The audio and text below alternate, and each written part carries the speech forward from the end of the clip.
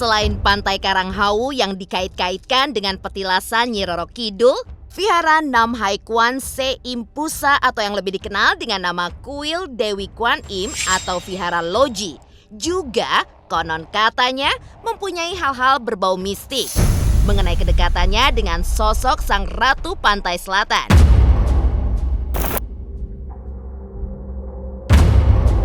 Vihara Loji sendiri adalah tempat ibadah Buddhisme Thailand yang jaraknya sekitar 8 km dari pusat kota Pelabuhan Ratu yang terletak di desa Cibutun, Kecamatan Simpenan, Sukabumi, kota Pelabuhan Ratu. Vihara ini juga cukup unik, di mana lokasinya berada di perbukitan serta menghadap langsung ke laut, yaitu Pantai Loji. Bahkan untuk bisa sampai ke tingkatan paling atas bangunan vihara, pengunjung diharuskan untuk mendaki sekitar kurang lebih 500 anak tangga. Pemirsa, konon katanya sekarang kita sudah sampai di lokasi Vihara Loji. Menurut artikel yang saya baca, katanya tangga di sini lumayan tinggi, yaitu sekitar ada 400 anak tangga. Coba kita jalan ke atas ya pemirsa ya. Walaupun terlihat tidak terlalu tinggi, tapi saya mulai merasakan capai sih, apalagi di bagian kaki saya untuk mencapai lokasi padepokan dari Ratu Pantai Selatan. Kalau informasi yang saya dapat, tekstur-tekstur atau desain dari ukiran-ukiran di sini itu berdasarkan dari gaya Thailand, di mana yang memang membuat vihara ini orang yang berasal dari Thailand, itu si Mama Airin. Lantas, siapa pendiri Vihara Loji? Pendirinya bernama Anotahi Kamon Wathit, di mana akrab disapa Mama Airin. Sebelum membangun Vihara Loji, konon katanya Mama Airin berencana membangun viharanya di negara Thailand. Namun, lantaran keterbatasan tempat, beliau pun akhirnya memutuskan untuk membangun viharanya di Indonesia. Dan awal mulanya berdirinya vihara ini, konon katanya berawal dari mimpi Mama Airin yang mendapat wangsit untuk mendirikan semacam tempat peribadatan di pesisir laut.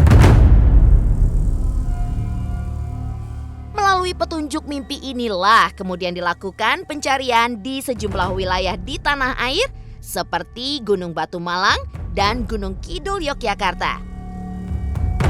Namun, keduanya tidak sesuai gambaran yang ada di mimpinya.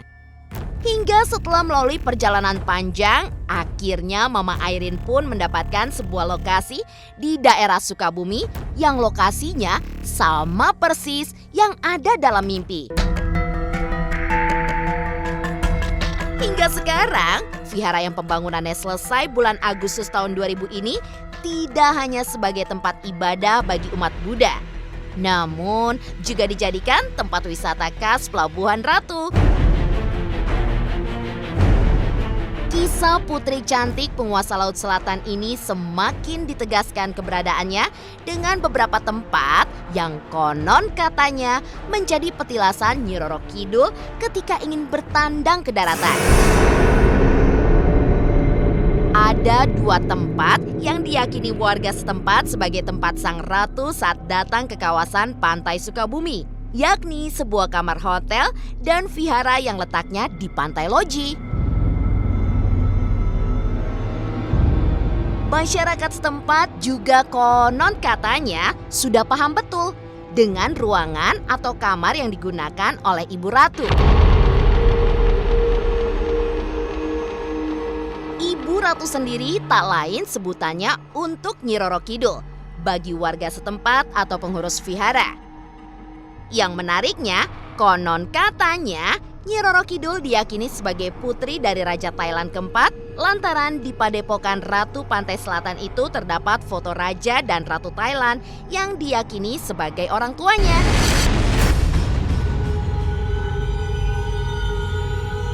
Dan untuk memastikan seberapa mistiknya Vihara Loji yang konon katanya juga dibangun sebuah ruangan untuk Nyi Roro Kidul, tim konon katanya pun bergegas masuk ke dalam vihara tersebut untuk melihat langsung seperti apa ruangan yang dibangun khusus untuk sang penguasa Ratu Pantai Selatan itu. Oke pemirsa konon katanya, sekarang saya akan memasuki ruangan dari Nyi Roro Kidul yang berada di Vihara Loji.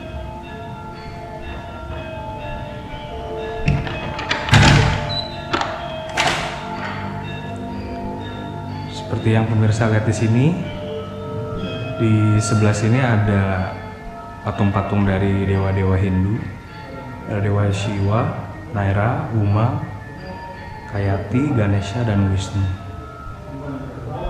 Di sini juga ada tempat untuk Bung Karno, Presiden pertama Republik Indonesia. Nah, di sebelah sini yang menarik, kenapa di Vihara Loji ini ada tempat untuk Nyi Roro Kidul? Karena dipercaya bahwa seperti yang pemirsa di sini ada raja dari Thailand dan ratu dari Thailand.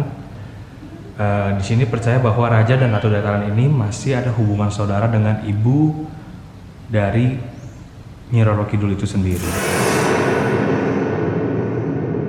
Di sini ada tempat untuk Wali Songo juga. Dan di sini adalah ruangan untuk Nyi Roro Kidul atau Ratu Pantai Selatan.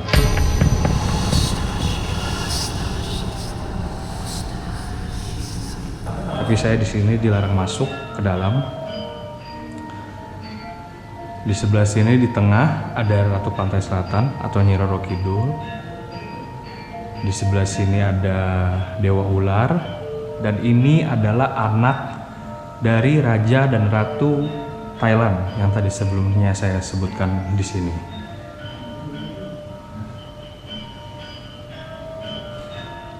Tempat ini katanya sering juga dijadikan tempat ritual oleh orang-orang sekitar. Tapi khusus untuk malam Jumat, tempat ini tidak boleh dikunjungi karena diadakan ibadah di sini oleh Mama Airin selaku yang membuat Vihara Loji ini. Seperti yang pemirsa lihat, di sini ada gamelan, juga ada beberapa pajangan perhiasan untuk Ratu Pantai Selatan. Itu merupakan foto dari anak Raja Thailand dan ini adalah lukisannya. Ini adalah Ratu Campak yang konon dipercaya adalah anak buah dari Ratu Pantai Selatan.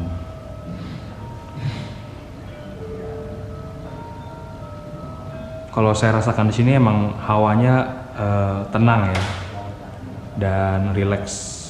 Apalagi ada alunan gamelan juga di ruangan ini. Dan di sini sama sekali tidak ada bau dupa kalau saya cium. Padahal di tempat-tempat lain di vihara ini semua ada bau dupanya, kecuali tempat ini.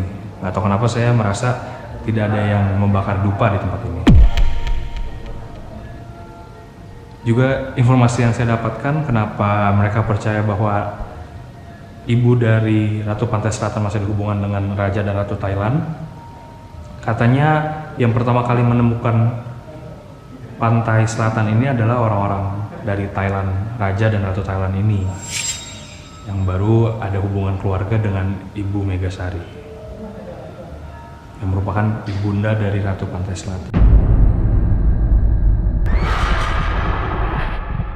Konon katanya di tempat ini yang paling sering terjadi kesurupan.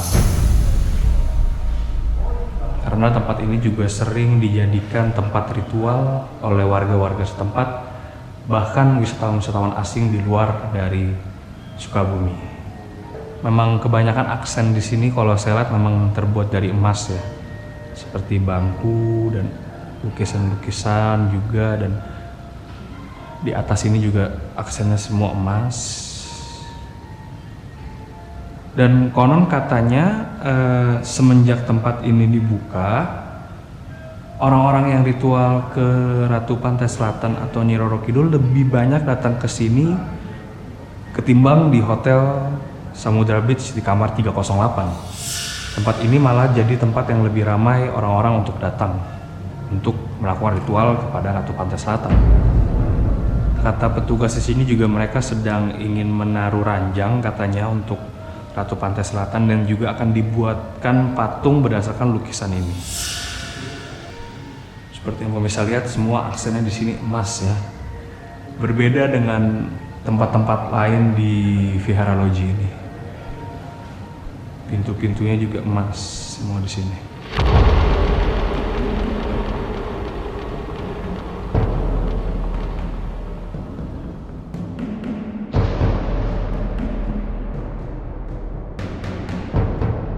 Setelah melihat eksplorasi terhadap lokasi patilasan Nyi Roro Kidul yang berada di Vihara Loji tadi, tim pun sedikit menjelaskan mengenai hal-hal mistis serta keangkeran yang menyelimuti dalam vihara tersebut. Awal dari penyusuran, tim konon katanya memang sudah merasakan bau-bau mistik dengan melihat banyaknya patung-patung dengan berbagai bentuk dari manusia hingga binatang. Ya, ketika memasuki Vihara Loji, kita memang sudah diperlihatkan dengan banyaknya patung kepala naga yang seolah diartikan sebagai penjaga pintu masuk vihara. Begitupun ketika masuk menaiki tangga, patung biksu pun seolah menyapa dengan beberapa patung lainnya yang kokoh bertengger di dalam Vihara Loji. Tidak hanya itu saja, bau-bau dupa pun dirasa sangat menyengat, membaur dengan udara yang menambah kesan mistik di area vihara. Lantas, pengalaman spiritual seperti apa yang dirasakan tim konon katanya ketika mulai menaiki tangga untuk menelusuri padepokan Nyi Roro Kidul?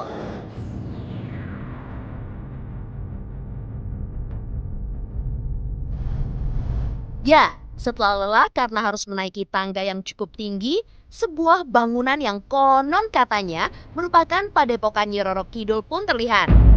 Dengan bangunan yang didominasi oleh pendopo terbuat dari kayu jati, terlihat di dalamnya sebuah ruangan yang terpapar lukisan Nyi Roro Kidul. Kesan mistik tentu saja menelisik para tim ketika menelusuri ruangan tersebut. Bahkan ketika melihat lukisan Nyi Roro Kidul yang bersanding dengan raja dan ratu yang konon katanya berasal dari negeri Thailand, aura magis pun seolah memang benar adanya. Rupanya tidak hanya satu lukisan Nyi Roro Kidul. Ada beberapa lukisan Ratu Pantai Selatan itu yang dipajang berjejer menghiasi dinding-dinding altar yang dibangun menyerupai sebuah rumah tersebut.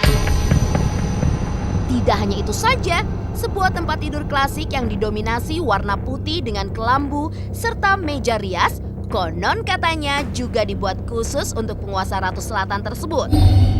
Dan setelah menelusuri sudut tiap sudut, tim pun akhirnya mulai bergegas keluar meninggalkan ruangan yang dipenuhi dengan bunga sedap malam yang konon bau wanginya menebarkan hawa-hawa mistis di mana bisa mendatangkan para makhluk-makhluk tak kasat mata.